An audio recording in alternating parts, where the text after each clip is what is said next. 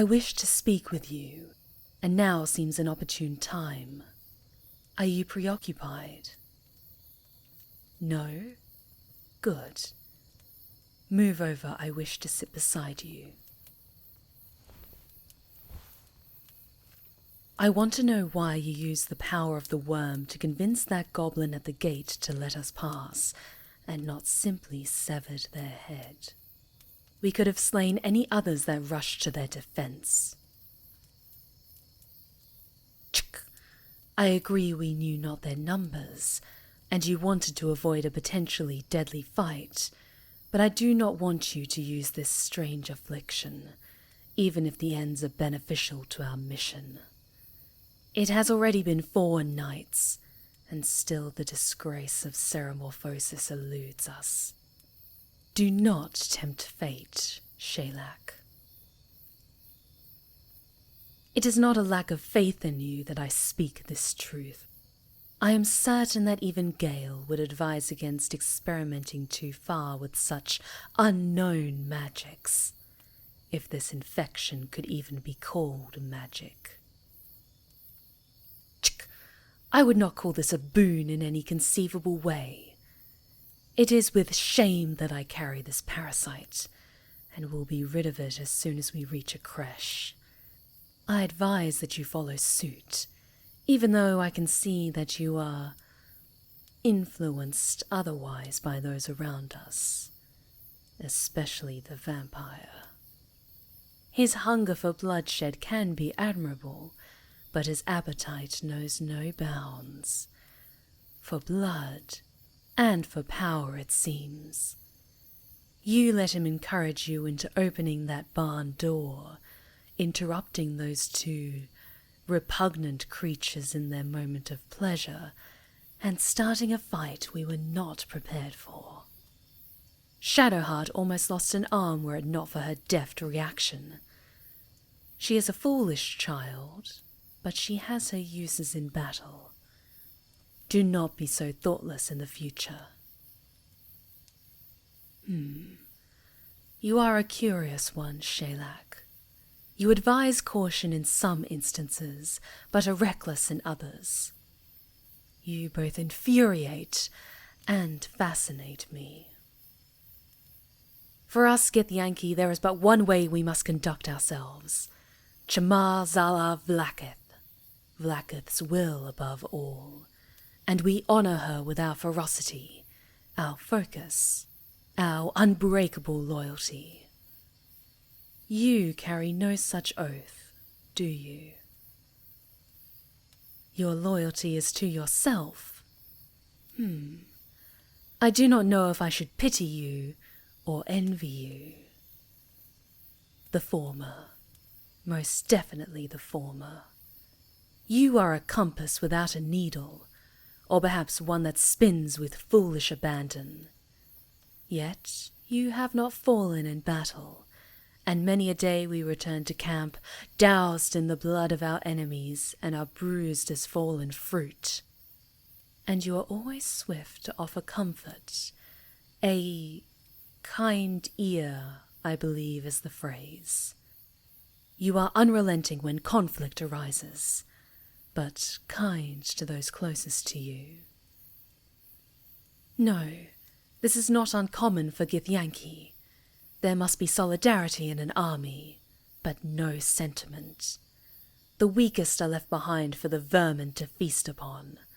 Yet when one of our party falls, either you or Shadowheart are quick to help them.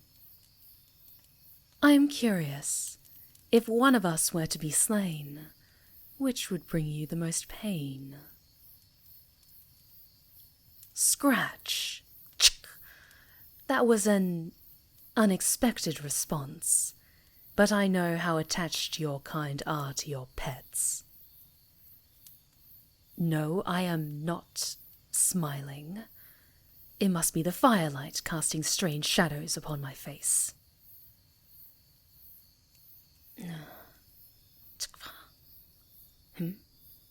I am doing nothing.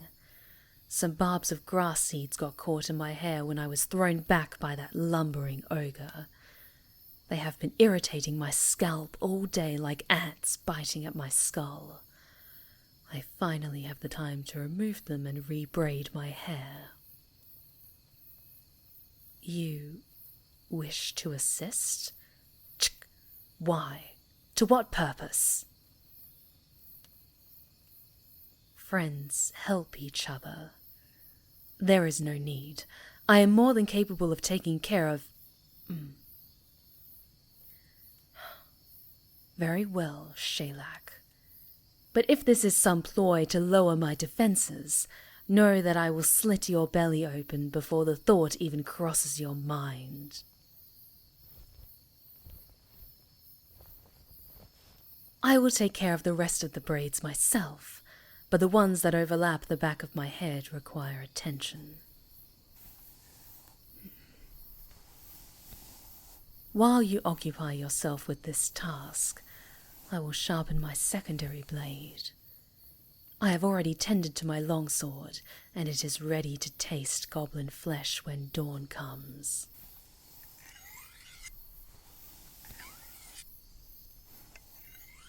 Is this common in your culture?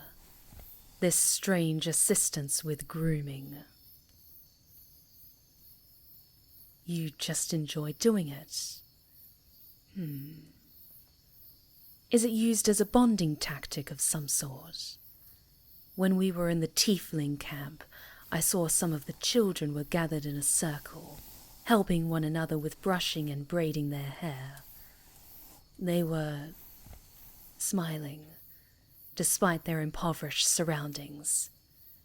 Though not bonded by blood, they still engaged in this practice.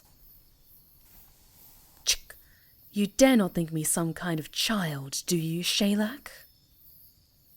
Good. It's a sign of affection. So you do have good taste in company.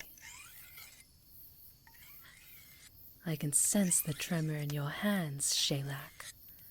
Do I make you nervous?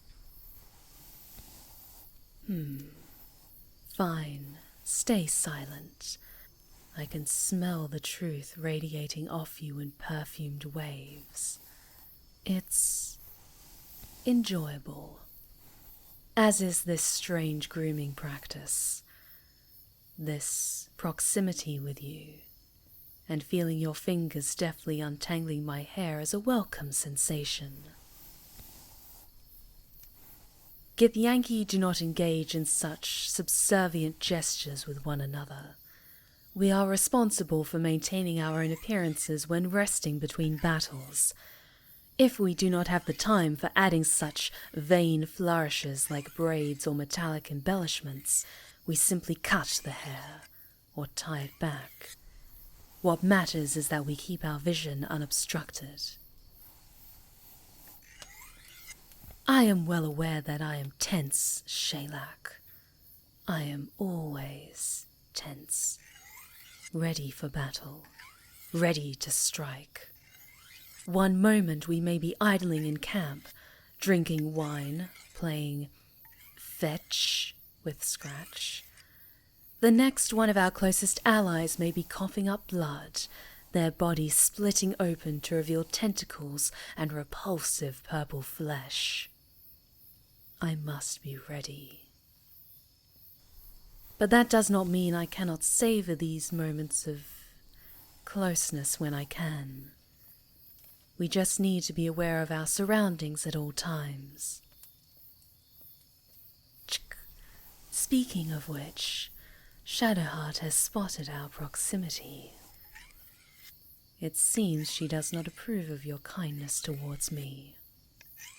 You'd best quicken your ministrations, Sheilak. I'm sure she has some clerical wisdom about alien bedfellows she wishes to share with you. Or perhaps she is jealous. Are you almost complete?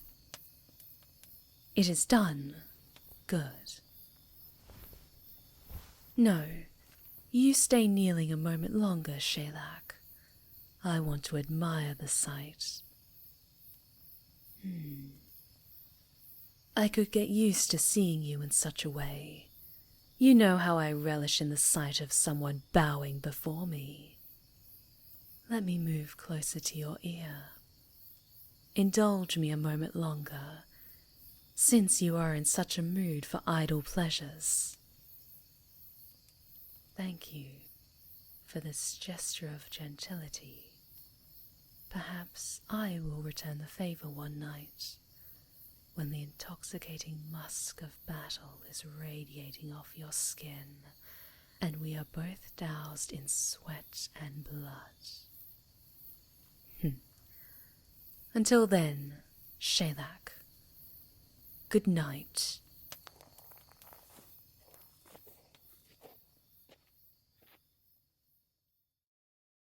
If you enjoyed this ASMR tale and want to become one of the incredibly kind souls featured here, then please consider supporting me on Patreon. To access my Discord server, attend my monthly live narrations, and enjoy other perks, click on the Patreon link below. You can also catch me live on Twitch every Friday and Sunday evening, so be sure to drop by sometime. Thank you. Don't forget to subscribe and stay wicked and wonderful.